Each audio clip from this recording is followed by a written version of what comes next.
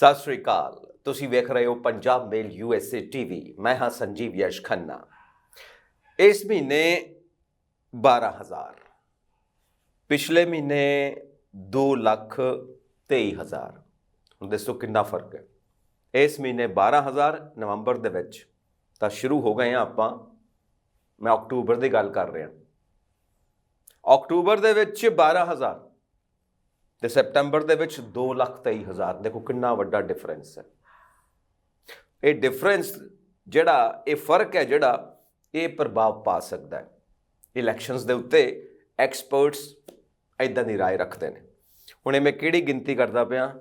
ਇਹ ਮੈਂ ਗਿਣਤੀ ਕਰਦਾ ਪਿਆ ਯੂਨਾਈਟਿਡ ਸਟੇਟਸ ਆਫ ਅਮਰੀਕਾ ਦੀ ਜੌਬ ਮਾਰਕੀਟ।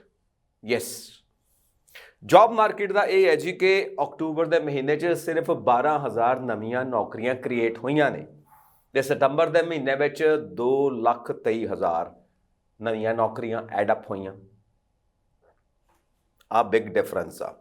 ਹੁਣ ਇਹ ਨਹੀਂ ਹੈਗਾ ਕਿ ਜੌਬ ਮਾਰਕੀਟ ਦੇ ਵਿੱਚ ਇਹ ਹੋਇਆ ਕਿ ਅਨਇੰਪਲੋਇਮੈਂਟ ਵੱਧ ਗਈ। ਨਹੀਂ, ਅਨਇੰਪਲੋਇਮੈਂਟ ਨਹੀਂ ਵਧੀ, ਉਹ ਉੱਥੇ ਹੀ ਹੈ। ਅਨਇੰਪਲੋਇਮੈਂਟ ਨਹੀਂ ਵਧੀ, ਜੌਬ ਕ੍ਰੀਏਸ਼ਨ ਘਟੀ ਆ।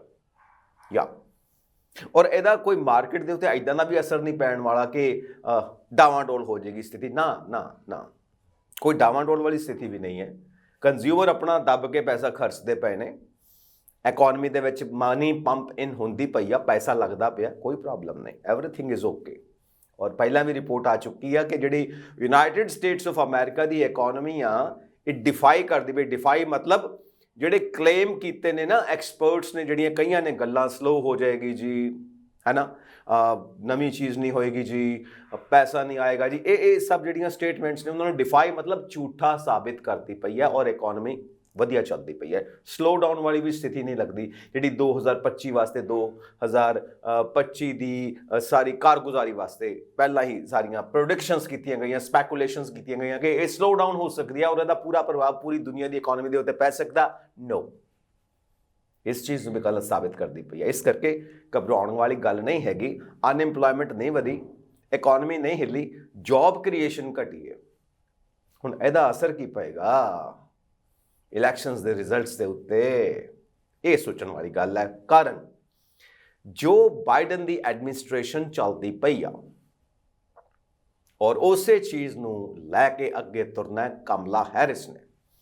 ਤੇ ਮੌਕਾ ਮਿਲ ਗਿਆ ਨਾ ਡੋਨਲਡ ਟਰੰਪ ਨੂੰ ਗੱਲ ਕਰਨ ਦਾ। ਲਿਓ ਜੀ, ਦੇਖੋ ਜੀ, ਮੇਰੇ ਵੇਲੇ ਤਾਂ ਇਕੋਨਮੀ ਬੱਲੇ ਬੱਲੇ ਸੀ, ਇਹਨਾਂ ਵੇਲੇ ਥੱਲੇ ਥੱਲੇ, ਜੌਬਸ ਹੀ ਨਹੀਂ ਆਉਂਦੀਆਂ ਪਈਆਂ, ਦੇਖੋ ਮੈਨੂੰ ਲੈ ਕੇ ਆਓ, ਮੈਂ ਜੌਬਸ ਲੈ ਕੇ ਆਊਂਗਾ। ਤਮਾਮ ਗੱਲਾਂ। ਮੌਕਾ ਮਿਲਣਾ ਚਾਹੀਦਾ ਓਪੋਜੀਸ਼ਨ ਨੂੰ ਗੱਲ ਕਰਨ ਦਾ। ਮੌਕਾ ਖੁੰਝਦੇ ਨਹੀਂ ਹੈਗੇ, ਗਵਾਉਂਦੇ ਨਹੀਂ ਹੈਗੇ। ਹੁਣ ਇਹ ਪੁਆਇੰਟ ਜਿਹੜਾ ਇੱਥੇ ਐਕਸਪਰਟਸ ਕਹਿੰਦੇ ਨੇ, ਵੋਟਾਂ ਦੀ ਗਿਣਤੀ ਦੇ ਉੱਤੇ ਕੀ ਅਸਰ ਪਏਗਾ, ਵੋਟ ਬੈਂਕ ਦੇ ਉੱਤੇ ਕੀ ਅਸਰ ਪਏਗਾ, ਔਰ ਨਵੰਬਰ 5 ਨੂੰ ਜਿਹੜੀਆਂ ਵੋਟਾਂ ਤੋਂ ਬਾਅਦ ਨਤੀਜੇ ਆਉਣੇ ਨੇ ਉਹਦਾ ਕੀ ਅਸਰ ਪਏਗਾ, ਉਹਨਾਂ ਨਤੀਜਿਆਂ ਦੇ ਉੱਤੇ ਕੀ ਅਸਰ ਪਏਗਾ। ਇੰਡੀਆ ਇੰਟਰਨੈਸ਼ਨਲ, ਕੁਝ ਉਹ ਮੁੱਦੇ ਜਿਹੜਾ ਸਾਡਾ ਸਾਰਿਆਂ ਦਾ ਧਿਆਨ ਆਪਣੇ ਵੱਲ ਖਿੱਚਦੇ ਪਏ ਨੇ। 3 ਕੁ ਦਿਨ ਰਹਿ ਗਏ ਜੀ। 3 ਕੁ ਦਿਨਾਂ ਬਾਅਦ in just 3 days United States of America ਨੇ ਆਪਣਾ ਅਗਲਾ ਪ੍ਰੈਜ਼ੀਡੈਂਟ ਚੁਣ ਲੈਣਾ। ਕਈਆਂ ਨੇ ਤਾਂ ਕਹਿ ਵੀ ਦਿੱਤਾ ਕੌਣ ਬਣੇਗਾ, ਕੌਣ ਨਹੀਂ ਬਣੇਗਾ, ਕੌਣ ਬਣੇਗਾ, ਕੌਣ ਨਹੀਂ ਬਣੇਗਾ। ਜਾਂ ਅਸੀਂ ਕਹਿੰਦੇ ਰਹਿੰਦੇ ਹਾਂ, ਲਓ ਜੀ ਵੱਟ ਤੇ ਪਿਆਲਾ, ਮੇਰੀ ਗੱਲ ਲਿਖ ਕੇ ਲੈ ਲਓ, ਮੇਰੀ ਗੱਲ ਪੱਥਰ ਤੇ ਲਕੀਰ, ਲੈ ਜੀ ਸ਼ਰਤ ਲਾ ਲਓ। ਸਾਡੇ ਪੰਜਾਬੀਆਂ ਵਿੱਚ ਤਾਂ ਬਹੁਤ ਚੱਲਦਾ ਇਹ ਸ਼ਰਤ ਲਾਉਣ ਦਾ ਬੜਾ ਰਿਵਾਜ ਹੈ ਨਾ। ਥਾਂ ਥਾਂ ਤੇ ਸ਼ਰਤ ਲਾਉਣਗੇ। ਜਿਵੇਂ ਗੱਲ ਤੇ ਸ਼ਗਨ ਪਾਉਂਦੇ ਨੇ ਨਾ ਪੰਜਾਬੀ, ਬੱਚੇ ਨੇ ਛਿੱਕ ਵੀ ਮਾਰਤੀ, ਲਓ ਜੀ ਪਹਿਲੀ ਛਿੱਕ ਮਾਰੀ, ਸ਼ਗਨ ਪਾਓ। ਉੱਦਾਂ ਸ਼ਰਤ ਲਾਉਣ ਦਾ ਵੀ ਰਿਵਾਜ ਹੈ। ਸੋ ਸ਼ਰਤਾਂ ਲੱਗਦੀਆਂ ਪਈਆਂ ਹੋਣਗੀਆਂ।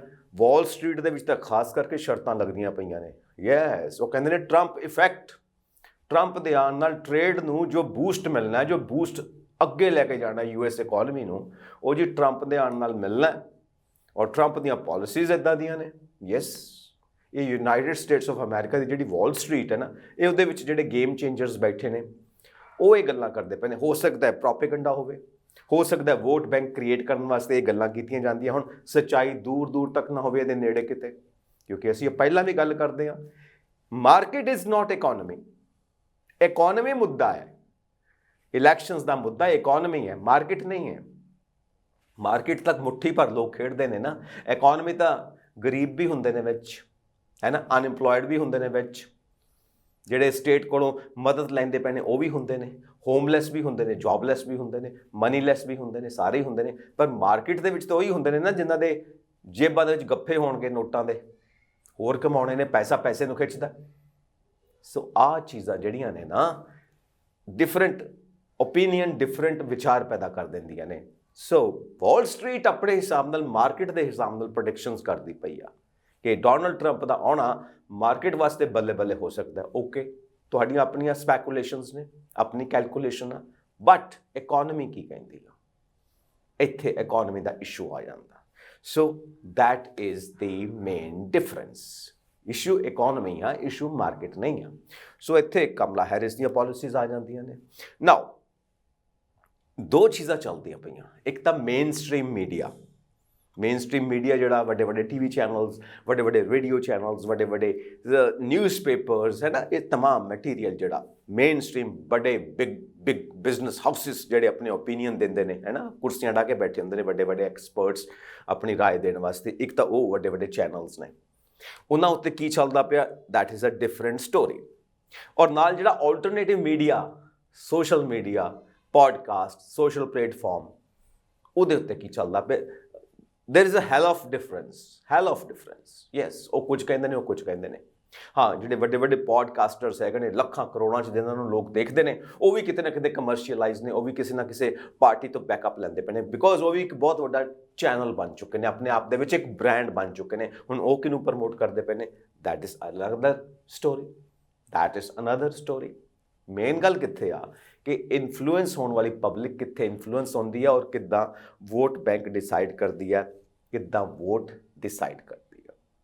ਮੇਨ ਗੱਲ ਤੇ ਲੋਕਾਂ ਦੇ ਉੱਤੇ ਹੈ ਨਾ, ਲੋਕਾਂ ਦੀ ਸੋਚਣ ਦੀ ਤਾਕਤ ਦੇ ਉੱਤੇ ਹੈ। ਕਿਉਂਕਿ ਤੁਹਾਡੇ ਨਾਲ ਕੋਈ ਜ਼ਬਰਦਸਤੀ ਤਾਂ ਕਰ ਨਹੀਂ ਸਕਦਾ ਵੀ ਚਲੋ ਉਹਨੂੰ ਵੋਟ ਪਾਓ, ਚਲੋ ਉਹਨੂੰ ਵੋਟ ਪਾਓ, ਇੱਦਾਂ ਤਾਂ ਹੋ ਨਹੀਂ ਸਕਦਾ। ਤੁਸੀਂ ਆਪਣੀ ਮਰਜ਼ੀ ਦੇ ਮਾਲਕ ਹੋ, ਆਪਣੀ ਮਰਜ਼ੀ ਇਸਤੇਮਾਲ ਕਰੋ। ਕਿਹਨੇ ਰੋਕਿਆ? ਤੁਹਾਨੂੰ ਕੌਨਸਟੀਟਿਊਸ਼ਨ ਇਸ ਚੀਜ਼ ਦੀ ਇਜਾਜ਼ਤ ਦਿੰਦਾ ਹੈ। ਨਾਓ ਬੈਕ ਟੂ ਦ ਪੁਆਇੰਟ, ਇਹਨਾਂ ਇਲੈਕਸ਼ਨਸ ਦੇ ਵਿੱਚ ਆਹੀ ਚੀਜ਼ਾਂ ਹੋਈਆਂ ਨੇ। ਓਪੀਨੀਅਨ ਨੂੰ ਮੋਲਡ ਕਰਨਾ ਹੈ ਨਾ, ਹਰ ਇੱਕ 'ਚ ਹੁੰਦਾ, ਪਰ ਇਸ ਵਾਰ ਤਾਂ ਕਮਾਲ ਹੀ ਹੋ ਗਈ। ਮਤਲਬ ਆਰਗੂਮੈਂਟਸ ਹੋ ਰਹੀਆਂ ਨੇ, ਡਿਵੀਸਿਵ ਹੋਇਆ ਹੈ ਸਰ। ਆਰਗੂਮੈਂਟਸ ਇੰਨੀਆਂ ਨੇ ਕਿ ਡਿਵੀਜ਼ਨ ਹੈ, ਇੰਨੇ ਸਾਰੇ ਸੈਗਮੈਂਟ ਬਣ ਗਏ, ਇੰਨੀਆਂ ਸਾਰੀਆਂ ਸੋਚਾਂ, ਇੰਨੇ ਸਾਰੇ ਗਰੁੱਪ, ਇੰਨੇ ਸਾਰੇ ਲੋਕ, ਇੰਨੀਆਂ ਸਾਰੀਆਂ ਕਮਿਊਨਿਟੀਜ਼ ਸੋਚਾਂ ਦੇ ਆਧਾਰ ਦੇ ਉੱਤੇ ਐ ਵੰਡ ਕੇ ਰੱਖ ਦਿੱਤਾ। ਔਰ ਇਹ ਸੋਚਾਂ ਨੇ ਇੱਦਾਂ ਦੀਆਂ ਵੰਡੀਆਂ ਪਾਈਆਂ ਨੇ ਕਿ ਆਰਗੂਮੈਂਟਸ ਚੱਲੀ ਜਾ ਰਹੀਆਂ ਨੇ, ਨਤੀਜਾ ਕੁਝ ਵੀ ਨਹੀਂ। ਨਤੀਜਾ ਕੀ ਨਿਕਲਦਾ ਹੁੰਦਾ? ਆਰਗੂਮੈਂਟਸ ਦਾ ਕਦੀ ਕੋਈ ਨਤੀਜਾ ਨਹੀਂ ਨਿਕਲਦਾ ਹੁੰਦਾ। ਮੁਰਗੀ ਪਹਿਲਾਂ ਆਈ ਸੀ ਕਿ ਆਂਡਾ ਪਹਿਲਾਂ ਆਇਆ ਸੀ, ਹੁਣ ਇਹਦਾ ਕੋਈ ਐਪਰੋਪਰੀਏਟ ਆਨਸਰ ਕਿਸੇ ਕੋਲ ਵੀ ਨਹੀਂ ਹੈ। ਇਹੀ ਹਿਸਾਬ ਬਣਿਆ ਹੋਇਆ ਇਲੈਕਸ਼ਨਸ ਦਾ। ਦੇਖੋ, ਇਲੈਕਸ਼ਨਸ ਹੋਣ ਜਾਂ ਨਵੀਂ ਫਿਲਮ ਰਿਲੀਜ਼ ਹੋਵੇ, ਨਵੀਂ ਫਿਲਮ ਦਾ ਰਿਲੀਜ਼ ਹੋਣਾ ਔਰ ਇਲੈਕਸ਼ਨ ਔਰ ਉਹਦਾ ਰਿਜ਼ਲਟ ਆਉਣਾ, ਇਹ ਦੋਵੇਂ ਸੇਮ ਚੀਜ਼ਾਂ ਨੇ, ਪਬਲਿਕ ਦੇ ਹੱਥ ਹੀ ਆ। ਕਿਸੇ ਫਿਲਮ ਨੂੰ ਹਿੱਟ ਕਰਨਾ ਜਾਂ ਫਲॉप ਕਰਨਾ ਪਬਲਿਕ ਦੇ ਹੱਥ ਹੈ, ਕਿਹਨੂੰ ਜਿਤਾਉਣਾ ਕਿਹਨੂੰ ਹਰਾਉਣਾ ਹੈ ਪਬਲਿਕ ਦੇ ਹੱਥ ਹੈ। ਇਹ ਐਕਸ਼ਨ ਪਬਲਿਕ ਦੇ ਹੱਥ ਹੁੰਦਾ। ਨਾਓ ਹੁਣ ਇਹ ਜਿਹੜੀ ਆਪਸ ਦੇ ਵਿੱਚ ਬਹਿਸ ਚੱਲਦੀ ਹੈ ਹਰ ਥਾਂ ਦੇ ਉੱਤੇ, ਘਰ ਦੇ ਵਿੱਚ ਵੀ ਚੱਲਦੀ ਹੈ, ਦੋਸਤਾਂ ਦੇ ਵਿੱਚ ਵੀ ਚੱਲਦੀ ਹੈ, ਇਹ ਬਹੁਤ ਜ਼ਿਆਦਾ ਹੋਈ ਹੈ। ਔਰ ਕਹਿੰਦੇ ਨੇ ਇਹਨੇ ਵੀ ਇੱਕ ਆਪਣੇ ਆਪ ਦੇ ਵਿੱਚ ਹਿਸਟਰੀ ਕ੍ਰੀਏਟ ਕੀਤੀ ਹੈ। ਇੰਨੀ ਬਹਿਸ ਕਦੀ ਨਹੀਂ ਹੋਈ ਸੀ ਯੂਨਾਈਟਿਡ ਸਟੇਟਸ ਆਫ ਅਮਰੀਕਾ ਦੀਆਂ ਇਲੈਕਸ਼ਨਸ ਦੇ ਵਿੱਚ ਜਿੰਨੀਆਂ ਬਹਿਸ ਇਸ ਵਾਰ ਹੋਈ ਹੈ 2024 ਦੀਆਂ ਇਲੈਕਸ਼ਨਸ ਦੇ ਵਿੱਚ। ਇਹ ਵੀ ਇੱਕ ਹਿਸਟਰੀ ਰਹੇਗੀ। ਜਿਵੇਂ ਆਪਾਂ ਕਹਿੰਦੇ ਹਾਂ ਨਾ, ਡੋਨਲਡ ਟਰੰਪ ਸੈਕਿੰਡ ਟਰਮ ਆ ਜਾਣ, ਉਹ ਇੱਕ ਹਿਸਟਰੀ ਕ੍ਰੀਏਟ ਕਰ ਸਕਦੇ ਨੇ। ਔਰ ਕਮਲਾ ਹੈਰਿਸ ਬਣ ਜਾਣ ਪ੍ਰੈਜ਼ੀਡੈਂਟ ਆਫ ਅਮਰੀਕਾ, ਇਹ ਤਾਂ ਆਪਣੇ ਆਪ ਦੇ ਵਿੱਚ ਹਿਸਟਰੀ ਆ ਕਿ ਪਹਿਲੀ ਲੇਡੀ ਬਣ ਗਈ ਆ ਪ੍ਰੈਜ਼ੀਡੈਂਟ ਆਫ ਅਮਰੀਕਾ। ਪਰ ਇੱਕ ਇਹ ਵੀ ਹਿਸਟਰੀ ਆ ਕਿ ਇੰਨੀ ਡਿਬੇਟਸ ਪਹਿਲੀ ਵਾਰੀ ਹੋਈ ਆ, ਇੱਦਾਂ ਪਹਿਲਾਂ ਕਦੀ ਲੋਕਾਂ ਨੇ ਸਿਰ ਨਹੀਂ ਖਪਾਇਆ ਹੈ ਨਾ, ਆਪਣੇ ਦਿਮਾਗ ਦੇ ਧਾਗੇ ਨਹੀਂ ਕੱਢੇ ਜਿੰਨੇ ਇਸ ਵਾਰ ਕੱਢੇ ਨੇ। ਸੋ ਇਹ ਚੀਜ਼ਾਂ ਵੀ ਦੇਖਣ ਨੂੰ ਮਿਲਦੀਆਂ ਨੇ। ਦੇਖੋ, ਆਪਣੀ ਆਪਣੀ ਮਰਜ਼ੀ ਹੈ, ਆਪਣੇ ਆਪਣੇ ਵਿਚਾਰ ਨੇ, ਸਭ ਲੱਗੇ ਹੋਏ ਨੇ। ਹੁਣ ਦੇਖੋ ਇਹਦਾ ਰਿਜ਼ਲਟ ਕੀ ਆਉਂਦਾ। ਨਾ ਅਗਲਾ ਪੁਆਇੰਟ ਇਹ ਆ ਕਿ ਇਹ ਤਾਂ ਹੋ ਗਈਆਂ ਹਿਸਟਰੀ ਦੀਆਂ ਗੱਲਾਂ। ਹੁਣ ਸਭ ਤੋਂ ਈਜ਼ੀ ਚੋਇਸ ਕਿਹੜੀ ਆ? ਦੋ ਹੀ ਨੇ ਨਾ ਆਪਣੇ ਕੋਲ। ਕਈ ਲੋਕ ਕਹਿੰਦੇ ਨੇ ਈਜ਼ੀ ਚੋਇਸ ਹੈਰਿਸ ਆ, ਕਿਉਂਕਿ ਆਸਾਨੀ ਨਾਲ ਸਭ ਨੂੰ ਸਮਝ ਆ ਜਾਂਦੀ ਹੈ। ਉਹਨਾਂ ਦੀ ਪਾਲਿਸੀ, ਉਹਨਾਂ ਦਾ ਵਿਜ਼ਨ, ਉਹਨਾਂ ਦੀ ਗੱਲਬਾਤ, ਉਹ ਇੱਦਾਂ ਲੱਗਦਾ ਆਮ ਲੋਕਾਂ ਵਿੱਚੋਂ ਹੀ ਨੇ, ਉਹ ਆਮ ਲੋਕਾਂ ਵਾਲੀ ਹੀ ਗੱਲ ਕਰਦੇ ਨੇ। ਔਰ ਦੂਸਰੇ ਪਾਸੇ ਕਈ ਲੋਕ ਕਹਿੰਦੇ ਨੇ ਨਹੀਂ, ਡੋਨਲਡ ਟਰੰਪ ਈਜ਼ੀ ਚੁਆਇਸ ਨੇ, ਕਿਉਂਕਿ ਉਹ ਪਹਿਲਾਂ ਵੀ ਰਹਿ ਚੁੱਕੇ ਨੇ ਪ੍ਰੈਜ਼ੀਡੈਂਟ ਆਫ ਅਮਰੀਕਾ। ਉਹਨਾਂ ਦੀਆਂ ਪਾਲਿਸੀਜ਼ ਬਾਰੇ ਪਹਿਲਾਂ ਵੀ ਪਤਾ ਲੋਕਾਂ ਨੂੰ, ਔਰ ਲੋਕ ਇੱਥੇ ਵੀ ਡਿਬੇਟ ਕਰਦੇ ਨੇ ਕਿ ਪਹਿਲਾਂ ਆਪਾਂ ਸੇਫ ਹੈਗੇ ਸੀ ਕਿ ਨਹੀਂ ਹੈਗੇ ਸੀ। ਡੋਨਲਡ ਟਰੰਪ ਜਦੋਂ ਪ੍ਰੈਜ਼ੀਡੈਂਟ ਆਫ ਅਮਰੀਕਾ ਸੀਗੇ, ਉਹਨਾਂ ਦੀਆਂ ਪਾਲਿਸੀਜ਼ ਦੇ ਮੁਤਾਬਿਕ ਆਪਾਂ ਸੇਫ ਹੈਗੇ ਸੀ ਕਿ ਨਹੀਂ ਹੈਗੇ ਸੀ। ਇਹ ਵੀ ਲੱਗੇ ਹੋਏ ਨੇ ਕਿ ਹੋ ਸਕਦਾ ਹੈ ਜੇ ਉਹ ਦੁਬਾਰਾ ਆਉਣ ਉਸ ਤੋਂ ਵਧੀਆ ਪਾਲਿਸੀਜ਼ ਲੈ ਕੇ ਆਉਣ, ਕਿਉਂਕਿ ਉਹਨਾਂ ਨੂੰ ਐਕਸਪੀਰੀਅੰਸ ਹੈ, ਸਭ ਕੁਝ ਪਤਾ। ਔਰ ਪਲੱਸ ਟੂ ਦੈਟ ਉਹਨਾਂ ਦੇ ਨਾਲ ਜਿਹੜੇ ਵੱਡੇ ਬਿਜ਼ਨਸ ਹਾਊਸਿਸ ਨੇ ਉਹਨਾਂ ਦਾ ਵੀ ਐਕਸਪੀਰੀਅੰਸ ਨਾਲ ਹੈ। ਇਹ ਵੀ ਗੱਲਾਂ ਨੇ। ਈਜ਼ੀ ਚੁਆਇਸ ਕੌਣ ਹੋ ਸਕਦੀ ਹੈ, ਇਹਦੇ ਉੱਤੇ ਵੀ ਕੰਪੈਰੀਜ਼ਨ ਚੱਲਦਾ ਪਿਆ। ਸੋ ਨਾਓ ਕਿਹਦੀਆਂ ਪਾਲਿਸੀਜ਼ ਫਿਊਚਰ ਵਾਸਤੇ ਬੈਟਰ ਹੋਣਗੀਆਂ, ਇੱਥੇ ਆ ਕੇ ਗੱਲ ਮੁੱਕਦੀ ਹੈ। ਹੁਣ ਬੈਟਰ ਕਿਹਦੀਆਂ ਪਾਲਿਸੀਜ਼ ਹੋਣਗੀਆਂ, ਇਹ ਤਾਂ ਹੁਣ ਜਦੋਂ ਤੱਕ ਅਪਲਾਈ ਨਹੀਂ ਹੋਏਗਾ ਉਦੋਂ ਤੱਕ ਨਹੀਂ ਪਤਾ ਲੱਗੇਗਾ। ਇੱਥੇ ਫਿਰ ਗੱਲ ਉਹੀ ਆ ਗਈ, ਸਪੈਕੂਲੇਸ਼ਨ ਕੀ ਹੈ, ਕੈਲਕੂਲੇਸ਼ਨ ਕੀ ਹੈ, ਕਿੱਦਾਂ ਤੁਸੀਂ ਦੇਖ ਸਕਦੇ ਹੋ। ਤੁਹਾਡੇ ਕੋਲ ਇੱਕ ਐਕਸਪੀਰੀਅੰਸ ਆ, ਔਰ ਐਕਸਪੀਰੀਅੰਸ ਬੰਦੇ ਦੀ ਤੀਸਰੀ ਅੱਖ ਹੁੰਦਾ, ਹੋਰ ਕੁਝ ਨਹੀਂ ਹੁੰਦੀ ਤੀਸਰੀ ਅੱਖ, ਤੁਹਾਡਾ ਆਪਣਾ ਐਕਸਪੀਰੀਅੰਸ ਆ, ਹੈ ਨਾ। ਔਰ ਉਸ ਦੇ ਲਾਈਟ ਦੇ ਵਿੱਚ ਤੁਸੀਂ ਦੇਖਣਾ ਹੁੰਦਾ ਕਿ ਪਿਛੋਕੜ ਕੀ ਰਿਹਾ, ਹਿਸਟਰੀ ਕੀ ਰਹੀ, ਪ੍ਰੈਜ਼ੈਂਟ ਕੀ ਹੈ, ਆਉਣ ਵਾਲਾ ਫਿਊਚਰ ਕੀ ਹੋ ਸਕਦਾ ਹੈ। ਤੀਸਰੀ ਅੱਖ ਖੋਲੋ ਤੇ ਦੇਖੋ ਆਹ ਚੀਜ਼ experience is a big thing. ਇਹਦੇ ਉੱਤੇ ਹੀ ਸਭ ਕੁਝ ਚੱਲਦਾ, ਐਕਸਪੀਰੀਅੰਸ ਦੇ ਬੇਸ ਦੇ ਉੱਤੇ ਹੀ ਸਭ ਕੁਝ ਚੱਲਦਾ। ਇਹੀ ਐਜੂਕੇਸ਼ਨ ਆ ਤੁਹਾਡੀ। ਨਾਓ ਹੁਣ ਵਕਤ ਹੈ ਐਜੂਕੇਸ਼ਨ ਅਪਲਾਈ ਕਰਨ ਦਾ ਕਿ ਪਾਲਿਸੀ ਕਿਹਦੀ ਬੈਟਰ ਹੋ ਸਕਦੀ ਹੈ। ਨਾਓ ਗੱਲਾਂ ਤੇ ਉਹੀ ਨੇ, health care, child care, education, economy, abortion, immigrants, inflation, border security, enemy within, use or misuse of power, racism, society the division, Latino voters, black voters, ਕਿਉਂਕਿ ਉਹਨਾਂ ਦਾ ਬਹੁਤ ਵੱਡਾ ਹੱਥ ਹੈ ਡੈਮੋਕ੍ਰੇਟਸ ਨੂੰ ਸੋਲਿਡ ਬਣਾਉਣ ਦੇ ਵਿੱਚ, ਕਿਉਂਕਿ ਕਿਹਾ ਜਾਂਦਾ ਕਿ ਜਿਹੜੇ ਬਲੈਕ ਵੋਟਰਸ ਨੇ ਲਾਈਕ ਅ ਬੈਕਬੋਨ, ਇੱਕ ਰੀੜ੍ਹ ਦੀ ਹੱਡੀ ਨੇ ਡੈਮੋਕ੍ਰੇਟਸ ਦੀ। ਔਰ ਇਹ ਵੀ ਅੰਦਾਜ਼ੇ ਹੈਗੇ ਨੇ ਕਿ ਜ਼ਿਆਦਾ ਵੋਟ ਕਮਲਾ ਹੈਰਿਸ ਵੱਲ ਹੀ ਭੁਗਤੇਗੀ ਉਹਨਾਂ ਦੀ। ਡੋਨਲਡ ਟਰੰਪ ਆਪਣੇ ਸਟਾਈਲ ਕਹਿੰਦੇ ਨੇ she is not black. Okay, ਤੁਹਾਡੀ ਆਪਣੀ ਥਿਊਰੀ ਹੈ, ਸਭ ਕੁਝ ਠੀਕ ਆ, ਬਟ ਬਲੈਕ ਹੈ ਜਾਂ ਰੇਸਿਜ਼ਮ ਹੈ ਉਹਦੀ ਗੱਲ ਨਹੀਂ ਹੁੰਦੀ। ਵੋਟਰਸ ਨੇ ਦੇਖਣਾ ਕਿ ਇਹ ਬੰਦਾ ਸਾਡੇ ਦਿਲ ਨੂੰ ਲੱਗਦਾ ਕਿ ਨਹੀਂ, ਸਾਨੂੰ ਪਸੰਦ ਹੈ ਕਿ ਨਹੀਂ। ਤੁਸੀਂ ਜਿੰਨਾ ਮਰਜ਼ੀ ਕੁੜੱਤਨ ਘੋਲੀ ਜਾਓ, ਔਰ ਇਹ ਵੀ ਹਿਸਟਰੀ ਹੈ 2024 ਦੀਆਂ ਇਲੈਕਸ਼ਨਸ ਦੀ ਕਿ ਇੰਨੀ ਕੁੜੱਤਨ ਕਦੀ ਵੀ ਨਹੀਂ ਘੋਲੀ ਗਈ ਕੈਂਪੇਨਸ ਦੇ ਵਿੱਚ ਭਾਸ਼ਾ ਦੁਆਰਾ, ਬਿਹੇਵੀਅਰ ਦੁਆਰਾ, ਜਿੰਨੀ ਇਸ ਵਾਰ ਘੋਲੀ ਗਈ ਹੈ। ਔਰ ਇਹ ਤੋਂ ਵੀ ਬਚ ਕੇ ਰਹਿਣਾ ਅਮਰੀਕਨਸ ਨੇ, ਕਿਤੇ ਪੋਇਜ਼ਨ ਨਾ ਫੈਲ ਜਾਏ ਸਾਡੀਆਂ ਸੋਚਾਂ ਦੇ ਵਿੱਚ, ਸਾਡੇ ਵਿਚਾਰਾਂ ਦੇ ਵਿੱਚ। ਇਹ ਬਹੁਤ ਜ਼ਰੂਰੀ ਹੋ ਚੁੱਕਾ ਹੈ। ਨਾਓ ਹੁਣ ਇੱਥੇ ਗੱਲ ਆਉਂਦੀ ਆ, ਡੋਨਲਡ ਟਰੰਪ ਆਪਣੀਆਂ ਕਈ ਗੱਲਾਂ ਕਰਦੇ ਨੇ, ਹੈ ਨਾ। ਅਮਰੀਕਾ ਨੂੰ ਗ੍ਰੇਟ ਬਣਾਉਣ ਦੀ ਗੱਲ ਕਰਦੇ ਨੇ, ਅਮਰੀਕਾ ਨੂੰ ਸੇਫ ਬਣਾਉਣ ਦੀ ਗੱਲ ਕਰਦੇ ਨੇ, ਨਾਲ ਵੂਮਨ ਬਾਰੇ ਵੀ ਨਵੀਂ ਗੱਲ ਕੀਤੀ ਆ ਕਿ ਹੀ ਵਿਲ ਪ੍ਰੋਟੈਕਟ ਵੂਮਨ। ਹਾਂ, ਚਾਹੇ ਉਹਨਾਂ ਦੇ ਸਟੈਪ ਨੂੰ ਲਾਈਕ ਕਰੋ ਨਾ ਲਾਈਕ ਕਰੋ, ਬਟ ਉਹ ਪ੍ਰੋਟੈਕਟ ਕਰਨਗੇ। ਇਹ ਇੱਥੋਂ ਤੱਕ ਗੱਲ ਹੋਈ ਹੈ। ਔਰ ਕਮਲਾ ਹੈਰਿਸ ਆਪਣੀ ਗੱਲ ਕਰਦੇ ਨੇ ਕਿ ਜਿੱਦਾਂ ਦੀ ਵਾਇਲੈਂਟ ਭਾਸ਼ਾ ਇਸਤੇਮਾਲ ਕਰਦੇ ਨੇ, ਇਹਨਾਂ ਨੂੰ ਤਾਂ ਇੱਕਦਮ ਡਿਸਕੁਆਲੀਫਾਈ ਕਰ ਦੇਣਾ ਚਾਹੀਦਾ ਹੈ। ਇਸ ਭਾਸ਼ਾ ਕਰਕੇ ਕਿਸੇ ਨੂੰ ਵੋਟ ਨਹੀਂ ਪਾਉਣੀ ਚਾਹੀਦੀ ਡੋਨਲਡ ਟਰੰਪ ਨੂੰ। ਡੈਮੋਕ੍ਰੇਸੀ ਵਾਸਤੇ ਖਤਰਾ ਨੇ। ਜੋ ਇਨਸਾਨ ਤੇ ਇਨਸਾਨ ਦੇ ਵਿੱਚ ਭੇਦ ਕਰਦਾ ਹੈ, ਰੇਸਿਜ਼ਮ, ਜਾਂ ਜੋ ਦੂਸਰੇ ਇਨਸਾਨ ਬਾਰੇ ਗਲਤ ਸ਼ਬਦਾਵਲੀ ਦਾ ਇਸਤੇਮਾਲ ਕਰਦਾ ਹੈ, ਗਲਤ ਰਿਮਾਰਕਸ ਕਰਦਾ ਹੈ, ਬਿਲੋ ਦ ਬੈਲਟ ਖੇਡਦਾ ਹੈ, ਉਹਨੂੰ ਡਿਸਕੁਆਲੀਫਾਈ ਕਰਦਾ। ਉਹ ਸਿੱਧੀ ਸਾਦੀ ਭਾਸ਼ਾ। Economic and political and social fabric, ਹੁਣ ਤਾਂ ਉੱਥੇ ਰਿਲੀਜਨ ਵੀ ਆ ਚੁੱਕਾ ਹੈ। ਇਹ ਕਦੇ ਨਹੀਂ ਹੋਇਆ ਸੀ, ਇਸ ਵਾਰ ਰਿਲੀਜਨ ਦਾ ਟਾਰਗੇਟ ਵੀ ਹੈਗਾ, ਉਹ ਵੀ ਚੱਲਦਾ ਪਿਆ, ਕਿਉਂਕਿ ਡੋਨਲਡ ਟਰੰਪ ਆਪਣਾ ਇੱਕ ਬਾਈਬਲ ਔਰ ਆਪਣੀ ਇੱਕ ਥਿਊਰੀ ਔਰ ਆਪਣੀ ਇੱਕ ਵਿਚਾਰਧਾਰਾ ਲੈ ਕੇ ਆਏ ਹੋਏ ਨੇ। ਖੈਰ, ਕਮਲਾ ਹੈਰਿਸ ਵੀ ਆਪਣਾ 60ਵਾਂ ਬਰਥਡੇ ਮਨਾਉਣ ਵਾਸਤੇ ਗਏ ਸੀ, ਉਹ ਵੀ ਚਰਚ ਗਏ ਨੇ। ਸੋ ਰਿਲੀਜਨ ਹਰ ਦੇਸ਼ ਦੀ ਧਰਤੀ ਦੇ ਉੱਤੇ ਇੱਕ ਪ੍ਰਾਈਵੇਟ ਅਫੇਅਰ ਹੈ, ਤੁਹਾਡੀ ਪਰਸਨਲ ਲਾਈਫ ਆ, ਬਟ ਉਹਨੂੰ ਜਦੋਂ ਤੁਸੀਂ ਪਬਲਿਕ ਬਣਾ ਲੈਂਦੇ ਹੋ ਔਰ ਵੋਟ ਬੈਂਕ ਵਾਸਤੇ ਤੁਸੀਂ ਇਸਤੇਮਾਲ ਕਰਦੇ ਹੋ, ਤਾਂ ਤੁਸੀਂ ਰਾਜਨੀਤੀਕਰਨ ਕਰਕੇ ਰੱਖ ਦਿੱਤਾ ਧਰਮ ਦਾ, ਜੋ ਕਿ ਬਿਲਕੁਲ ਗਲਤ ਹੈ।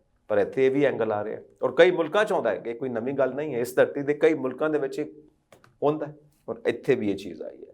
Now political, social, economical and religious angle, ਇਹ ਚਾਰ ਹੀ ਐਂਗਲ ਹੁੰਦੇ ਨੇ, ਚਾਰੋਂ ਇਸਤੇਮਾਲ ਹੋ ਰਹੇ ਨੇ ਬਈ ਕਿਸੇ ਤਰ੍ਹਾਂ ਵੀ ਵੋਟ ਬੈਂਕ ਕ੍ਰੀਏਟ ਕਰਕੇ ਜਿੱਤਿਆ ਜਾਵੇ। ਸੋ ਇਹ ਵੀ ਇੱਕ ਹਿਸਟਰੀ ਆ। ਨਾਓ ਇੱਕ ਹਿਸਟਰੀ ਇਹ ਵੀ ਆ ਇਸ ਇਲੈਕਸ਼ਨਸ ਤੋਂ ਬਾਅਦ ਕੀ ਹੋਏਗਾ? ਬਹੁਤ ਵੱਡੀ ਹੈ ਇਹ ਸੋਚ, ਐਂਗਜ਼ਾਇਟੀ ਆ ਲੋਕਾਂ ਦੇ ਵਿੱਚ, ਇੱਕ ਤੜਪਦੇ ਪਏ ਨੇ, ਇੱਕ ਤੜਪਣ ਹੈ, ਜਿਵੇਂ ਮੱਛੀ ਪਾਣੀ ਤੋਂ ਬਿਨਾਂ ਤੜਪਦੀ ਆ, ਐਦਾਂ ਆਪਣੇ ਸਵਾਲ ਦਾ ਜਵਾਬ ਲੱਭਣ ਵਾਸਤੇ ਤੜਪਦੇ ਪਏ ਨੇ ਵੋਟਰਸ। ਯੈਸ, ਇਲੈਕਸ਼ਨਸ ਤੋਂ ਬਾਅਦ ਕੀ ਹੋਏਗਾ? ਡੋਨਲਡ ਟਰੰਪ ਆਪਣੀ ਉਹ ਕਿਹੜੀ ਪਾਲਿਸੀ ਹੈ ਜਿਹੜੀ ਉਹ ਲੈ ਕੇ ਆਉਣਗੇ? ਵਾਟ ਐਗਜ਼ੈਕਟਲੀ ਵਿਲ ਟਰੰਪ ਡੂ? ਔਰ ਕਮਲਾ ਹੈਰਿਸ ਕੀ ਕਰਨਗੇ? ਗੱਲਾਂ ਤੇ ਬਹੁਤ ਹੋ ਰਹੀਆਂ ਨੇ, ਇਲੈਕਸ਼ਨਸ ਤੋਂ ਪਹਿਲਾਂ ਹੋ ਰਹੀਆਂ, ਇਲੈਕਸ਼ਨ ਤੋਂ ਪਹਿਲਾਂ ਹੋ ਰਹੀਆਂ ਨੇ, ਨਵੰਬਰ 5 ਤੋਂ ਪਹਿਲਾਂ ਹੋ ਰਹੀਆਂ ਨੇ, ਬਹੁਤ ਗੱਲਾਂ ਹੋ ਰਹੀਆਂ। ਨਵੰਬਰ 5 ਤੋਂ ਬਾਅਦ ਜੋ ਬਣਦੇ ਨੇ president of America Donald Trump ਜਾਂ ਕਮਲਾ ਹੈਰਿਸ, ਉਸ ਤੋਂ ਬਾਅਦ ਕੀ ਹੋਏਗਾ? ਹਾਲਾਤ ਕਿੱਥੋਂ ਤੱਕ ਸਾਥ ਦੇਣਗੇ? ਚਾਹੇ ਉਹ ਸੋਸ਼ਲ ਨੇ, ਚਾਹੇ ਉਹ ਇਕਨੋਮਿਕਲ ਨੇ, ਚਾਹੇ ਉਹ ਪੋਲੀਟੀਕਲ ਨੇ, ਚਾਹੇ ਉਹ ਰਿਲੀਜੀਅਸ ਨੇ। ਪੂਰੀ ਦੁਨੀਆ ਦਾ ਪੋਲਿਟਿਕਸ, ਪੂਰੀ ਦੁਨੀਆ ਦੀ ਇਕਨੋਮੀ ਕਿੱਥੋਂ ਤੱਕ ਸਾਥ ਦੇਗੀ ਯੂਨਾਈਟਿਡ ਸਟੇਟਸ ਆਫ ਅਮਰੀਕਾ ਦੀਆਂ ਪਾਲਿਸੀਜ਼ ਬਣਾਉਣ ਦੇ ਵਿੱਚ? ਨਵੇਂ ਬਣੇ ਹੋਏ ਰਾਸ਼ਟਰਪਤੀ ਦਾ ਸਾਥ ਕਿੱਥੋਂ ਤੱਕ ਮਿਲੇਗਾ? ਬਹੁਤ ਵੱਡੇ ਕੁਐਸਚਨ ਨੇ। ਦੇਖੋ, ਜਿਹਦੇ ਹੁਣ ਕੁਦਰਤੀ ਆਫਤ ਆਈ ਅਮਰੀਕਾ ਦੇ ਵਿੱਚ, ਹੁਰੀਕੇਨ 6 ਸਟੇਟਸ ਦੇ ਵਿੱਚ, ਤਾਂ ਕਿਸੇ ਵੀ ਤਬਾਹੀ ਤੋਂ ਪਹਿਲਾਂ 3 ਸਟੇਜਸ ਨੂੰ ਆਪਾਂ ਕੰਸੀਡਰ ਕਰਦੇ ਹਾਂ। ਇੱਕ ਤਾਂ ਸਾਨੂੰ ਹੁੰਦਾ ਕਿ ਤਬਾਹੀ ਕਿਸੇ ਵਕਤ ਵੀ ਆ ਸਕਦੀ ਹੈ, ਉਸ ਤੋਂ ਪਹਿਲਾਂ ਕਿਹੜੀ ਕਿਹੜੀ ਤਿਆਰੀ ਕਰਕੇ ਰੱਖੀਏ। ਦੂਜਾ, ਜਦੋਂ ਤਬਾਹੀ ਆ ਗਈ ਤਾਂ ਹੁਣ ਉਹ ਜਿਹੜੀ ਤਿਆਰੀ ਕੀਤੀ ਸੀ ਉਹਨੂੰ ਕਿੱਦਾਂ ਅਪਲਾਈ ਕਰੀਏ ਤਾਂ ਕਿ ਵੱਧ ਤੋਂ ਵੱਧ ਅਸੀਂ ਉਸ ਤਬਾਹੀ ਤੋਂ ਬਚ ਸਕੀਏ, ਜਾਨੀ ਨੁਕਸਾਨ, ਮਾਲੀ ਨੁਕਸਾਨ ਘੱਟ ਹੋਵੇ। ਦੂਸਰੀ ਸਟੇਜ ਲੰਘ ਗਈ, ਹੁਣ ਤੀਸਰੀ ਸਟੇਜ ਆਉਂਦੀ ਆ ਕਿ ਤਬਾਹੀ ਆਪਣੀ ਸਾਰੀ ਤਬਾਹੀ ਕਰਕੇ ਚਲੀ ਗਈ। ਹੁਣ ਉਹ ਜੋ ਪਿੱਛੇ ਤਬਾਹੀ ਛੱਡ ਕੇ ਗਈ ਹੈ, ਉਸ ਤਬਾਹੀ ਨੂੰ ਕਿੱਦਾਂ ਸਮੇਟੀਏ ਔਰ ਮੁੜ ਤੋਂ ਲਾਈਫ ਨੂੰ ਕਿੱਦਾਂ ਟਰੈਕ ਤੇ ਲੈ ਕੇ ਆਈਏ।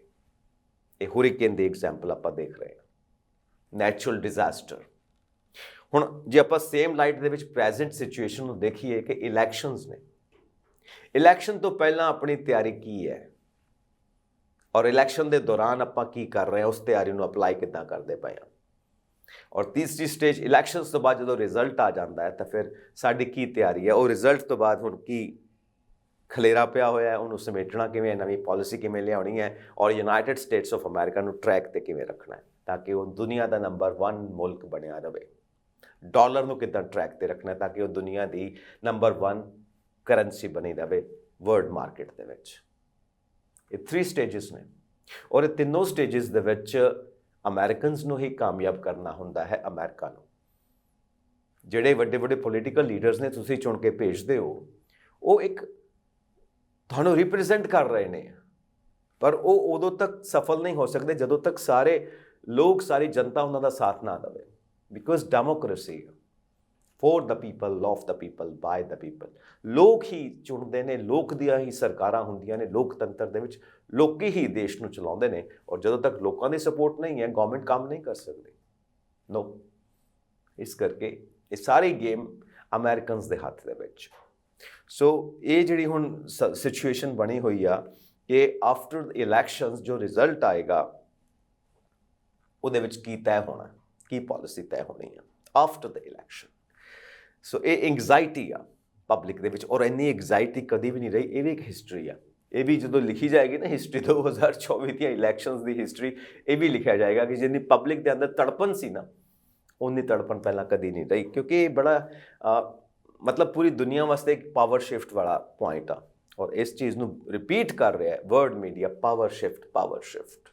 ਯੂਨਾਈਟਿਡ ਸਟੇਟਸ ਆਫ ਅਮਰੀਕਾ ਪੂਰੇ ਵਰਲਡ ਪੋਲਿਟਿਕਸ ਦੇ ਵਿੱਚ ਕਿੱਥੇ ਸਟੈਂਡ ਕਰਨਾ ਹੈ ਔਰ ਡਾਲਰ ਨੇ ਕਿੱਥੇ ਸਟੈਂਡ ਕਰਨਾ ਹੈ। That is a big question. ਇਹ ਬਹੁਤ ਵੱਡਾ ਕੁਐਸਚਨ ਹੈ ਕਿਉਂਕਿ ਇਹ ਸਰਵਾਈਵਲ ਦੀ ਗੱਲ ਆ। ਸਰਵਾਈਵਲ ਐਂਡ ਫਰੀडम, ਆਜ਼ਾਦੀ ਤੇ ਆਪਣੇ ਆਪ ਨੂੰ ਬਚਾ ਕੇ ਰੱਖਣਾ, ਇਹ ਸਭ ਤੋਂ ਵੱਡਾ ਸਵਾਲ ਹੁੰਦਾ ਹੈ ਇਨਸਾਨ ਵਾਸਤੇ ਔਰ ਅੱਜ ਅਸੀਂ ਉਸੇ ਪੁਆਇੰਟ ਤੇ ਹੈਗੇ ਹਾਂ। ਹਮੇਸ਼ਾ ਹੀ ਹੁੰਦੇ ਹਾਂ। ਜਿਹੜੇ ਸੈਂਸਿਟਿਵ ਨੇ ਉਹ ਜ਼ਿਆਦਾ ਚੰਗੀ ਤਰ੍ਹਾਂ ਸਮਝਦੇ ਨੇ ਤੇ ਜਿਹੜੇ ਨਹੀਂ ਸਮਝਦੇ ਉਹ ਤਾਂ ਐਵੇਂ ਬੁੱਲੇ ਲੁੱਟਦੇ ਰਹਿੰਦੇ ਨੇ। ਬਹੁਤ ਜੀ ਬਹੁਤ, ਬਹੁਤ ਜੀ ਬਹੁਤ, ਉਹਨਾਂ ਨੂੰ ਕੁਛ ਨਹੀਂ ਪਤਾ ਹੁੰਦਾ। ਉਹ ਭੀੜ ਤੰਤਰ ਹੋ ਜਾਂਦਾ, ਲੋਕਤੰਤਰ ਨਹੀਂ। ਜਿੱਦਾਂ ਆਪਾਂ ਦੇਖਿਆ ਸੀ ਭੀੜ ਤੰਤਰ ਹੋਇਆ ਹੈ 2020 ਦੀਆਂ ਇਲੈਕਸ਼ਨਸ ਦੇ ਰਿਜ਼ਲਟ ਨੂੰ ਪਲਟਣ ਦੀ ਕੋਸ਼ਿਸ਼ ਕੀਤੀ ਗਈ 2021 ਜਨਵਰੀ 6। ਉਹ ਭੀੜ ਤੰਤਰ ਸੀ, ਲੋਕਤੰਤਰ ਨਹੀਂ ਸੀ। ਇਸ ਕਰਕੇ ਲੋਕਤੰਤਰ ਜਿਹਦੇ ਅੰਦਰ ਵਸਿਆ, ਜਿਹੜੇ ਲੋਕਤੰਤਰ 'ਚ ਵਿਸ਼ਵਾਸ ਕਰਦੇ ਨੇ, ਉਹ ਇੱਦਾਂ ਦੇ ਕਾਰਗੁਜ਼ਾਰੀ ਨਹੀਂ ਕਰਦੇ। और करनी भी नहीं चाहिए, क्योंकि मॉडर्न ਡੈਮੋਕ੍ਰੇਸੀ ਦੀ ਪਰਿਭਾਸ਼ਾ ਔਰ ਸੰਦੇਸ਼ ਅਮਰੀਕਾ ਦੀ ਧਰਤੀ ਤੋਂ ਜਾਂਦਾ ਹੈ ਪੂਰੀ ਦੁਨੀਆ ਨੂੰ। 250 ਸਾਲ ਪੁਰਾਣਾ ਇਤਿਹਾਸ, 250 ਸਾਲ ਪੁਰਾਣੀ ਡੈਮੋਕ੍ਰੇਸੀ, ਦੁਨੀਆ ਦੀ ਸਭ ਤੋਂ ਪੁਰਾਣੀ ਡੈਮੋਕ੍ਰੇਸੀ। ਬਹੁਤ ਵੱਡੀ ਜ਼ਿੰਮੇਵਾਰੀ ਆ ਯੂਨਾਈਟਿਡ ਸਟੇਟਸ ਆਫ ਅਮਰੀਕਾ ਦੇ ਮੋਢਿਆਂ ਦੇ ਉੱਤੇ ਪੂਰੀ ਦੁਨੀਆ ਦੇ ਲਈ। ਜਿੰਨੀ ਵੱਡੀ ਪਾਵਰ ਹੁੰਦੀ ਹੈ ਉਨੀ ਵੱਡੀ ਜ਼ਿੰਮੇਵਾਰੀ ਹੁੰਦੀ ਹੈ। ਨਵੀਂ ਪਾਵਰ ਹੋਰ ਆਏਗੀ ਤੇ ਉਹ ਨਾਲ ਆਪਣੇ ਬਹੁਤ ਵੱਡੀ ਹੋਰ ਵੱਡੀ ਜ਼ਿੰਮੇਵਾਰੀ ਲੈ ਕੇ ਆਏਗੀ, ਔਰ ਉਸ ਜ਼ਿੰਮੇਵਾਰੀ ਨੂੰ ਨਿਭਾਉਣਾ ਹੁੰਦਾ ਉਸ ਪਾਵਰ ਦਾ ਇਸਤੇਮਾਲ ਕਰਕੇ। That is the big question. Now back to the point. ਹੁਣ ਇੱਥੇ ਦੋ ਚੀਜ਼ਾਂ ਆ ਜਾਂਦੀਆਂ, ਪੋਲੀਟੀਕਲ ਪ੍ਰੈਡਿਕਸ਼ਨਸ ਔਰ, ਕਿਉਂਕਿ ਕੈਪੀਟਲਿਸਟ ਕੰਟਰੀ ਹੈ ਆਪਣਾ ਅਮਰੀਕਾ, ਤਾਂ ਕੈਪੀਟਲਿਸਟ ਫਿਲਾਸਫੀ ਕੀ ਹੈ, ਇਹ ਦੋ ਚੀਜ਼ਾਂ ਆ ਜਾਂਦੀਆਂ। ਔਰ ਕੌਣ ਪਾਰਟੀ ਡੈਮੋਕ੍ਰੇਟਸ ਜਾਂ ਰਿਪਬਲਿਕਨਸ ਉਸ ਕੈਪੀਟਲਿਸਟ ਫਿਲਾਸਫੀ ਨੂੰ ਨਾਲ ਲੈ ਕੇ ਤੁਰਨਗੇ ਜੋ ਅਮਰੀਕਾ ਦਾ ਬੇਸ ਆ, ਔਰ ਇਹਦੇ ਆਧਾਰ ਦੇ ਉੱਤੇ ਪੋਲੀਟੀਕਲ ਪ੍ਰੈਡਿਕਸ਼ਨਸ ਨੇ। ਪੋਲੀਟੀਕਲ ਪ੍ਰੈਡਿਕਸ਼ਨਸ ਇਹ ਹੋਣਗੀਆਂ ਕਿ ਫੋਰਨ ਪਾਲਿਸੀ ਕੀ ਹੋਏਗੀ, ਟੈਰਿਫਸ ਦੇ ਰੇਟਸ ਕੀ ਹੋਣਗੇ, ਔਰ ਲੋਕਲ ਟੈਕਸਿਸ ਕੀ ਹੋਣਗੇ। ਤਿੰਨ ਚੀਜ਼ਾਂ। ਯੈਸ, ਫੋਰਨ ਪਾਲਿਸੀ ਕੀ ਹੋਏਗੀ, ਟੈਰਿਫ ਦੇ ਰੇਟਸ ਕੀ ਹੋਣਗੇ, ਔਰ ਲੋਕਲ ਟੈਕਸਿਸ ਕੀ ਹੋਣਗੇ। That is capitalist philosophy. ਔਰ ਇਹਦੇ ਉੱਤੇ ਜੋ ਪੋਲੀਟੀਕਲ ਪ੍ਰੈਡਿਕਸ਼ਨਸ ਇਹ ਨੇ ਕਿ ਕਮਲਾ ਹੈਰਿਸ ਦੀਆਂ ਪਾਲਿਸੀਜ਼ ਜ਼ਿਆਦਾ ਵਧੀਆ ਹੋਣਗੀਆਂ ਜੋ ਬਾਈਡਨ ਦੀ ਪਾਲਿਸੀਜ਼ ਨੂੰ ਲੈ ਕੇ ਚੱਲ ਰਹੇ ਨੇ, ਜਾਂ ਫਿਰ ਡੋਨਲਡ ਟਰੰਪ ਦੀਆਂ ਪਾਲਿਸੀਜ਼ ਵਧੀਆ ਹੋਣਗੀਆਂ ਜੋ ਆਪਣੀ ਫਰਸਟ ਟਰਮ ਦੀਆਂ ਫਿਲਾਸਫੀਜ਼, ਫਰਸਟ ਟਰਮ ਦੀਆਂ ਪਾਲਿਸੀਜ਼ ਦੀ ਰੈਫਰੈਂਸ ਦਿੰਦੇ ਹੋਏ ਆਪਣੀ ਸੈਕਿੰਡ ਟਰਮ ਦੀ ਤਿਆਰੀ ਕਰਦੇ ਪਏ ਨੇ। ਸੋ ਹਿਸਟਰੀ ਦੇ ਵਿੱਚੋਂ ਹੀ ਪ੍ਰੈਜ਼ੈਂਟ ਨਿਕਲਦਾ ਪਿਆ ਤੇ ਪ੍ਰੈਜ਼ੈਂਟ ਦੇ ਵਿੱਚੋਂ ਹੀ ਫਿਊਚਰ ਨਿਕਲਣਾ ਹੈ। ਹੁਣ ਇਹ ਫਿਊਚਰ ਕਿੱਧਰ ਜਾਣਾ ਹੈ ਇਹ ਅਮਰੀਕਨਸ ਨੇ ਤੈਅ ਕਰਨਾ ਹੈ, ਕਿਉਂਕਿ ਡੈਮੋਕ੍ਰੇਸੀ ਦੀ ਯਾਤਰਾ ਲਗਾਤਾਰ ਚੱਲਦੀ ਪਈ ਹੈ, 250 ਸਾਲ ਤੋਂ ਚੱਲਦੀ ਪਈ ਹੈ। ਇਹਨੂੰ ਕਿਸ ਦਿਸ਼ਾ ਵੱਲ ਲੈ ਕੇ ਜਾਣਾ ਤੇ ਕਿਸ ਹਾਲਤ ਵੱਲ ਲੈ ਕੇ ਜਾਣਾ, ਇਨ ਵਿਚ ਡਾਇਰੈਕਸ਼ਨ, ਇਨ ਵਾਟ ਕੰਡੀਸ਼ਨ, ਇਹ ਅਮਰੀਕਨਸ ਦੀ ਜ਼ਿੰਮੇਵਾਰੀ ਹੈ। ਔਰ ਉਹ ਕਿਹਨੂੰ ਲਾਇਕ ਸਮਝਦੇ ਨੇ, ਕਮਲਾ ਹੈਰਿਸ ਨੂੰ ਜਾਂ ਡੋਨਲਡ ਟਰੰਪ ਨੂੰ, ਕਿਹੜੀ ਉਹਨਾਂ ਦੀ ਈਜ਼ੀ ਚੋਇਸ ਆ, ਕਿਉਂਕਿ ਇਹਦੇ ਉੱਤੇ ਹੀ ਅਗਲੇ 4 ਸਾਲ ਦਾ ਫਿਊਚਰ ਡਿਪੈਂਡ ਕਰਦਾ। So that is the big question. ਆ ਹੈਗਾ ਜੀ ਕਰਕਸ, ਬਾਟਮ ਲਾਈਨ, ਜਿਹਦੇ ਉੱਤੇ ਆਪਾਂ ਗੱਲਬਾਤ ਕਰ ਰਹੇ ਹਾਂ। ਬਾਕੀ ਦੇ ਸਭ ਗੱਲਾਂ ਨਾਲ ਦੇ ਨਾਲ ਚੱਲਦੀਆਂ ਨੇ। ਬਾਏ ਪ੍ਰੋਡਕਟ ਨੇ, ਹੈ ਨਾ, ਕੰਪਨੀ ਕੀ ਕਹਿੰਦੀ ਆ, ਮਾਰਕੀਟ ਕੀ ਕਹਿੰਦੀ ਹੈ, ਫਲਾਣਾ ਦੇਸ਼ ਕੀ ਕਹਿੰਦਾ, ਫਲਾਣਾ ਲੀਡਰ ਕੀ ਕਹਿੰਦਾ, ਉਹ ਤਾਂ ਗੱਲਾਂ ਨੇ। ਵਾਰਸ ਕੀ ਕਹਿੰਦੀਆਂ ਨੇ, ਯੂਕਰੇਨ ਦੀ ਵਾਰ ਕੀ ਕਹਿੰਦੀ ਹੈ, ਰਸ਼ੀਆ ਦੀ ਵਾਰ ਕੀ ਕਹਿੰਦੀ ਹੈ, ਇਜ਼ਰਾਈਲ, ਫਿਲਿਸਤੀਨ, ਈਰਾਨ, ਇਹ ਕੀ ਗੱਲਾਂ ਕਰਦੇ ਨੇ, ਨਿਊਕਲੀਅਰ ਵਾਰ ਦੀ ਕਿਹੜੀ ਗੱਲ ਹੁੰਦੀ ਆ, ਯੂਨਾਈਟਿਡ ਨੇਸ਼ਨਸ ਆਰਗੇਨਾਈਜੇਸ਼ਨ ਦੇ ਵਿੱਚ ਜਿਹੜੀਆਂ ਗੱਲਾਂ ਹੁੰਦੀਆਂ ਨੇ ਉਹ ਕੀ ਹੁੰਦੀਆਂ ਨੇ, ਵਰਲਡ ਕ੍ਰਿਮੀਨਲ ਕੋਰਟ ਨੇ ਕਿਹਦੇ ਖਿਲਾਫ ਵਾਰੰਟ ਕੱਢੇ, ਕਿਹਦੇ ਖਿਲਾਫ ਨਹੀਂ ਕੱਢੇ, ਉਹਨਾਂ ਦੀ ਕੀ ਓਪੀਨੀਅਨਸ ਨੇ, ਇਹ ਸਭ ਨਾਲ ਚੱਲਦੀਆਂ ਨੇ। ਬਾਏ ਪ੍ਰੋਡਕਟਸ ਨੇ। ਮੇਨ ਪ੍ਰੋਡਕਟ ਇਹ ਆ ਕਿ ਗੇਮ ਕੌਣ ਲੈ ਗਿਆ, ਕੌਣ ਜਿੱਤ ਗਿਆ, ਉਹ ਹੈਗਾ ਜੀ ਗੇਮ ਚੇਂਜਰ। ਬਾਕੀ ਤੇ ਫਿਰ ਖੜੇ ਦੇਖਦੇ ਹੀ ਨੇ, ਮੂੰਹ ਵੱਲ ਤੱਕਦੇ ਨੇ ਵੀ ਉਹ ਕੀ ਕਹਿੰਦਾ ਤੇ ਕੀ ਕਰਦਾ। ਇੱਕ ਸਟੇਜ ਆ ਨਾ, ਸਟੇਜ ਦੇ ਉੱਤੇ ਨਾਟਕ ਚੱਲਦਾ ਪਿਆ, ਜਿਹੜਾ ਜਿੱਤ ਗਿਆ ਉਹ ਮੇਨ ਹੀਰੋ ਬਣ ਗਿਆ, ਬਾਕੀ ਤੇ ਸਭ ਸਾਈਡ ਦੇ ਐਕਟਰਸ ਨੇ, ਸਪੋਰਟਿਵ। ਜੋ ਕੰਮ ਕਰਨਾ ਹੈ ਮੇਨ ਹੀਰੋ ਨੇ ਕਰਨਾ, ਉਹਦੇ ਹਿਸਾਬ ਨਾਲ ਹੀ ਨਾਟਕ ਚੱਲੇਗਾ, ਹੈ ਨਾ। ਪ੍ਰੋਟੈਗੋਨਿਸਟ, ਮੇਨ ਐਕਟਰ, ਹੁਣ ਉਹ ਕੌਣ ਬਣੇਗਾ, ਕਮਲਾ ਹੈਰਿਸ ਬਣਨਗੇ ਜਾਂ ਫਿਰ ਡੋਨਲਡ ਟਰੰਪ ਬਣਨਗੇ, ਇਹ ਤੇ ਅਮਰੀਕਨਸ ਨੇ ਡਿਸਾਈਡ ਕਰਨਾ। So that is the main thing. ਔਰ ਇਹਦੇ ਵਿੱਚ ਜਿਹੜੇ ਪ੍ਰਵਾਸੀ ਬਾਹਰ ਜਾ ਕੇ ਵਸ ਗਏ ਨੇ, ਮਤਲਬ ਅਮਰੀਕਨ ਸਿਟੀਜ਼ਨਸ ਬਾਹਰ ਜੌਬਸ ਕਰਦੇ ਪਏ ਨੇ, ਦੂਸਰੀ ਕੰਟਰੀਜ਼ ਦੇ ਵਿੱਚ ਰਹਿੰਦੇ ਪਏ ਨੇ, ਆਸਟ੍ਰੇਲੀਆ, ਇੰਗਲੈਂਡ, ਹੈ ਨਾ, ਫਰਾਂਸ, ਜਿੱਥੇ ਜਿੱਥੇ ਵੀ ਕੰਮ ਮਿਲਦਾ ਉਹਨਾਂ ਨੂੰ, ਮਲਟੀਨੈਸ਼ਨਲ ਕੰਪਨੀਜ਼ ਜਿੱਥੇ ਜਿੱਥੇ ਵੀ ਉਹਨਾਂ ਦੀ ਰੋਜ਼ੀ ਰੋਟੀ ਹੈ, ਉੱਥੇ ਵੀ ਬੈਠੇ ਨੇ, ਉਹ ਵੀ ਆਪਣੀਆਂ ਵੋਟਾਂ ਪਾਉਣਗੇ। ਔਰ ਉਹ ਵੀ ਇਹ ਗੱਲ ਕਹਿੰਦੇ ਨੇ ਕਿ ਵੀ ਇਸ ਵਾਰ ਸਾਡੀ ਵੀ ਲੋੜ ਮਹਿਸੂਸ ਹੋ ਰਹੀ ਹੈ, ਖਾਸ ਕਰਕੇ ਸਵਿੰਗ ਸਟੇਟਸ ਵਾਸਤੇ, ਕਿ ਸਾਡੀਆਂ ਵੋਟਾਂ ਮਾਇਨੇ ਰੱਖਦੀਆਂ ਨੇ। ਸਾਨੂੰ ਵੀ ਲਗਾਤਾਰ ਦੋਨੋਂ ਪਾਰਟੀਜ਼ ਵੱਲੋਂ ਅਪਰੋਚ ਕੀਤਾ ਜਾਂਦਾ ਹੈ, ਉਹਨਾਂ ਦਾ ਜਿਹੜਾ PR ਸੈੱਲ ਹੈ ਬਾਰ-ਬਾਰ ਅਪਰੋਚ ਕਰਦਾ ਹੈ ਵੋਟ ਕਾਸਟ ਕਰਨ ਵਾਸਤੇ। ਔਰ ਕਹਿੰਦੇ ਨੇ ਕਿ ਅਸੀਂ ਜੇ ਡਾਇਰੈਕਟਲੀ ਡਿਬੇਟ ਦੇ ਵਿੱਚ ਨਹੀਂ ਆ ਸਕਦੇ ਤੁਹਾਡੇ ਨਾਲ, ਕੋਈ ਗੱਲ ਨਹੀਂ, ਆਲਟਰਨੇਟਿਵ ਮੀਡੀਆ ਦੇ ਜ਼ਰੀਏ ਆ ਸਕਦੇ ਹਾਂ ਔਰ ਸਾਡੀ ਵੋਟ ਵੀ ਕਾਊਂਟ ਕਰਦੀ ਆ। Yes, very true, they are Americans, ਦੇ ਬਿਲੋਂਗ ਟੂ ਅਮਰੀਕਾ। ਸੋ ਇਸ ਕਰਕੇ ਉਹਨਾਂ ਦੀ ਵੋਟ ਤੇ ਕਾਊਂਟ ਕਰਦੀ ਆ। ਨਾ ਇਹ ਹੁਣ ਸਾਰੀ ਸਿਚੁਏਸ਼ਨ ਬਣੀ ਹੋਈ ਆ। ਹੁਣ ਇਹਦੇ ਵਿੱਚ ਕਈ PR ਕੈਂਪੇਨਸ ਦੇ ਵਿੱਚ ਤਾਂ ਲੱਗੇ ਹੀ ਹੋਏ ਨੇ। ਪੋਡਕਾਸਟ ਨੂੰ ਕਈ ਵਾਰ ਜ਼ਿਆਦਾ ਤਰਜੀਹ ਦਿੱਤੀ ਜਾਂਦੀ ਹੈ ਕਿਉਂਕਿ ਸੋਸ਼ਲ ਮੀਡੀਆ ਜ਼ਿਆਦਾ ਐਕਟਿਵ ਆ ਇਸ ਕਰਕੇ ਕਿਹੜੇ ਪਲੇਟਫਾਰਮਸ ਨੇ ਜਿਹੜੇ ਪੋਡਕਾਸਟ ਲੋਕ ਵੱਧ ਤੋਂ ਵੱਧ ਦੇਖਦੇ ਨੇ, ਉੱਥੇ ਜਾ ਕੇ ਡੋਨਲਡ ਟਰੰਪ ਇੰਟਰਵਿਊ ਦਿੰਦੇ ਨੇ, ਉੱਥੇ ਜਾ ਕੇ ਕਮਲਾ ਹੈਰਿਸ ਇੰਟਰਵਿਊ ਦਿੰਦੇ ਨੇ ਔਰ ਆਪਣੀਆਂ ਪਾਲਿਸੀਜ਼ ਨੂੰ ਲੋਕਾਂ ਸਾਹਮਣੇ ਰੱਖਣ ਦੀ ਕੋਸ਼ਿਸ਼ ਕਰਦੇ ਨੇ, ਕਿਉਂਕਿ ਸਭ ਕੁਝ ਅੱਜ ਕੱਲ੍ਹ ਮੋਬਾਈਲ ਦੇ ਉੱਤੇ ਆ ਨਾ। ਦੁਨੀਆ ਪੂਰੀ ਤੁਹਾਡੀ ਹੱਥ ਦੇ ਵਿੱਚ ਆ ਜਾਂਦੀ ਹੈ ਮੋਬਾਈਲ ਦੇ ਜ਼ਰੀਏ, ਔਰ ਇਹ ਹਰੇਕ ਕੋਲ ਹੈ। ਇਸ ਕਰਕੇ ਸੋਸ਼ਲ ਮੀਡੀਆ ਸਭ ਦੇ ਕੋਲ ਹੈ, ਔਰ ਵੱਡੇ ਜਿਹੜੇ ਮੇਨ ਸਟ੍ਰੀਮ ਚੈਨਲਸ ਨੇ ਉਹ ਵੀ ਆਪਣੇ OTT ਪਲੇਟਫਾਰਮਸ ਬਣਾ ਕੇ, ਆਪਣੇ ਸੋਸ਼ਲ ਮੀਡੀਆ ਦੇ ਉੱਤੇ ਪਲੇਟਫਾਰਮਸ ਬਣਾ ਕੇ ਉਹ ਵੀ ਲੋਕਾਂ ਤੱਕ ਪਹੁੰਚ ਕਰਦੇ ਪਏ ਨੇ, ਕਿਉਂਕਿ ਹਰੇਕ ਬੰਦਾ ਲੋਕਾਂ ਦੇ ਘਰ ਤੱਕ ਪਹੁੰਚਣਾ ਚਾਹੁੰਦਾ ਹੈ, ਦਿਮਾਗ ਤੱਕ ਪਹੁੰਚਣਾ ਚਾਹੁੰਦਾ ਹੈ, ਦਿਲ ਤੱਕ ਪਹੁੰਚਣਾ ਚਾਹੁੰਦਾ। ਤਾਂ ਇਹਦੇ ਵਾਸਤੇ ਹੀ ਸਾਰੀ ਕਵਾਇਦ ਚੱਲਦੀ ਪਈ ਹੈ, ਸਾਰੀ ਕੋਸ਼ਿਸ਼ ਚੱਲਦੀ ਪਈ ਹੈ। ਨਾਓ ਇਹ ਸਾਰੇ ਮੈਟਰਸ ਨੇ, ਔਰ अर्ਲੀ ਵੋਟਿੰਗਸ ਵੀ ਹੋ ਚੁੱਕੀ ਆ, ਹੋ ਰਹੀ ਆ। ਲੱਖਾਂ ਕਰੋੜਾਂ ਲੋਕ ਵੋਟਾਂ ਦੇ ਚੁੱਕੇ ਨੇ, ਲੱਖਾਂ ਕਰੋੜਾਂ ਨੇ ਹਜੇ ਦੇਣੀਆਂ ਨੇ। ਸੋ ਗਿਣਤੀ ਜਿੰਨੀ ਮਰਜ਼ੀ ਕਰਦੇ ਜਾਓ, ਦ ਮੇਨ ਥਿੰਗ ਇਜ਼ ਦਿਸ ਕਿ ਤੁਸੀਂ ਜਿਤਾਉਣਾ ਕਿਹਨੂੰ ਹੈ। ਨਾਓ ਜੇ ਆਪਾਂ ਸਿਚੁਏਸ਼ਨਸ ਦੇਖੀਏ ਪੂਰੀ ਵਰਲਡ ਦੀ, ਪੂਰੀ ਦੁਨੀਆ ਦੀ ਸਿਚੁਏਸ਼ਨਸ ਦੇਖੀਏ, ਤਾਂ ਉਹਦੀ ਆਪਾਂ ਨੂੰ ਇੱਕ ਝਲਕ ਮਿਲੇਗੀ ਜੋ ਸੈਪਟੈਂਬਰ ਦੇ ਮਹੀਨੇ ਦੇ ਵਿੱਚ ਯੂਨਾਈਟਿਡ ਨੇਸ਼ਨਸ ਆਰਗੇਨਾਈਜੇਸ਼ਨ ਦੀ ਸਾਲਾਨਾ ਸਮਿਟ ਹੋਈ, ਔਰ ਉਹਦੇ ਵਿੱਚ ਜਿਹੜੇ 100 ਤੋਂ ਵੱਧ world leaders, the most powerful persons on this planet ਅਰਥ ਉੱਥੇ ਪਹੁੰਚੇ, ਔਰ ਉਹਨਾਂ ਨੇ ਵੱਡੀਆਂ ਜਜ਼ਬਾਤੀ ਗੱਲਾਂ ਕੀਤੀਆਂ। ਪੂਰੀ ਦੁਨੀਆ ਦੀ ਸਮੱਸਿਆ ਦੀ ਗੱਲ ਕੀਤੀ, ਧਰਤੀ ਦੀ, ਪਰਿਆਵਰਣ ਦੀ ਸਮੱਸਿਆ ਦੀ ਗੱਲ ਕੀਤੀ, ਗਰੀਬੀ ਦੀ, ਭੁੱਖਮਰੀ ਦੀ ਸਮੱਸਿਆ ਦੀ ਗੱਲ ਕੀਤੀ, ਬੈਟਰ ਫਿਊਚਰ ਦੀ ਗੱਲ ਕੀਤੀ, ਆਰਟੀਫਿਸ਼ੀਅਲ ਇੰਟੈਲੀਜੈਂਸ ਦੀ ਗੱਲ ਕੀਤੀ, ਸਪੇਸ ਸਾਇੰਸ, ਟੈਕਨੋਲੋਜੀ, ਮਤਲਬ ਕੋਈ ਗੱਲ ਛੱਡੀ ਨਹੀਂ, ਸਾਰੀਆਂ ਗੱਲਾਂ ਕਰ ਲਈਆਂ। ਔਰ ਐਂਡ ਦੇ ਵਿੱਚ ਇੱਕ ਗੱਲ ਕਹੀ ਉਹਨਾਂ ਨੇ ਕਿ ਇਹ ਜਿਹੜੀਆਂ ਸਾਰੀਆਂ ਸਮੱਸਿਆਵਾਂ ਨੇ, ਇਹ ਜਿਹੜੀਆਂ ਸਾਰੀਆਂ ਜ਼ਿੰਮੇਵਾਰੀਆਂ ਨੇ, ਇਹ ਸਾਰੀ ਧਰਤੀ ਦੇ ਉੱਤੇ ਸਾਰੇ ਦੇਸ਼ਾਂ ਦੀਆਂ, ਸਾਰੀ ਧਰਤੀ ਦੇ ਉੱਤੇ ਰਹਿਣ ਵਾਲੇ ਸਾਰੇ ਲੋਕਾਂ ਦੇ ਜਾਂ ਇਕੱਠਿਆਂ ਦੀਆਂ ਸਮੱਸਿਆਵਾਂ ਨੇ, ਸਾਂਝੀਆਂ ਸਮੱਸਿਆਵਾਂ ਨੇ, ਇਹ ਸਾਂਝੇ ਕੰਮ ਨੇ, ਇਹ ਮਿਲ ਕੇ ਕਰਨੇ ਪੈਣੇ ਨੇ, ਤਾਂ ਜਾ ਕੇ ਅਸੀਂ ਸਰਵਾਈਵ ਕਰ ਸਕਦੇ ਹਾਂ, ਸਾਨੂੰ ਫਰੀडम ਮਿਲ ਸਕਦੀ ਹੈ। ਅਗੇਨ ਫਰੀडम ਐਂਡ ਸਰਵਾਈਵਲ ਇਹ ਜ਼ਰੂਰੀ ਹੈ, ਇਹੀ ਜੀਵਨ ਦਾ ਨਿਚੋੜ ਹੈ। ਆਜ਼ਾਦੀ ਮਿਲਣੀ ਚਾਹੀਦੀ ਹੈ, ਗੁਲਾਮੀ ਨਹੀਂ ਮਿਲਣੀ ਚਾਹੀਦੀ, ਔਰ ਨਾਲ ਅਸੀਂ ਬਚੇ ਰਹਿਣੇ ਚਾਹੀਦੇ ਹਾਂ, ਸਾਡਾ ਜਿਉਂਦੇ ਰਹਿਣਾ ਜ਼ਰੂਰੀ ਹੈ।